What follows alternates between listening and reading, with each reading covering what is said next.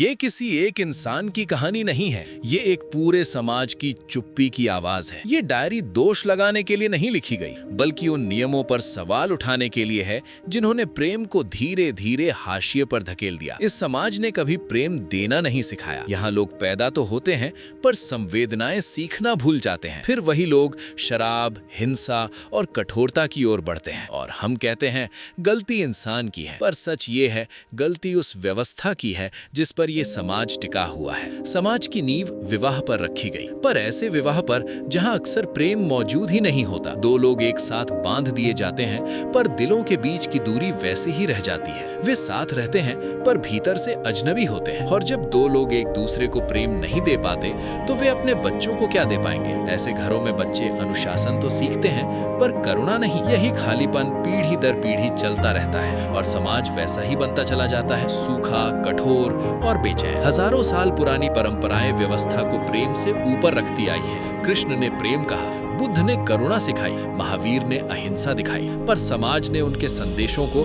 नियमों में बदल दिया। प्रेम से विवाह तक जाना आसान है, पर विवाह से प्रेम तक पहुंचना बहुत कठिन है। फिर भी समाज उल्टी दिशा में चलता रहता है। एक पुरानी कथा है, एक गांव के कुओं में पागलपन का जहर मिल गया। पूरी जनता पागल हो गई, सिर्फ राजा सही था। पर क्योंकि राजा अकेला था, लोगों ने उसी को पागल घोषित कर दिया। आज प्रेम के साथ भी यही होता है। जहाँ ज्यादातर लोग संवेदनहीन हो चुके हैं, वहाँ प्रेम करने वाला अजीब और कभी-कभी अपराधी लगता है। जहाँ प्रेम नहीं होता, वहाँ करुणा भी नहीं होती और वहीं से हिंसा, युद्ध, बलात्कार और नफरत जन्म लेते हैं। अगर दो लोगों के बीच प्रेम नहीं है तो पूरे समाज में प्रेम कैसे होगा। एक युवक ने एक महापुरुष से पूछा, मैं भगवान से मिलना चाहता हूँ। महापुरुष ने पूछा, क्या तुमने कभी प्रेम किया है? और फिर कहा, जिस दिन तुम प्रेम करोगे उसी दिन तुम्हें भगवान मिल जाएगा, क्योंकि प्रेम में ही ईश्वर का वास है। प्रेम केवल इंसानों तक सीमित नहीं है, जानवरों में भी है, पक्षियों में भी है। बिना भाषा के, बिना शर्त, उन्हें बांधने की जरूरत नहीं होती, सिर्फ अपनाने की होती है। प्रेम वहीं जन्म लेता है जहाँ स्वतंत्रता होती है। जितना बच्चों को बांधोगे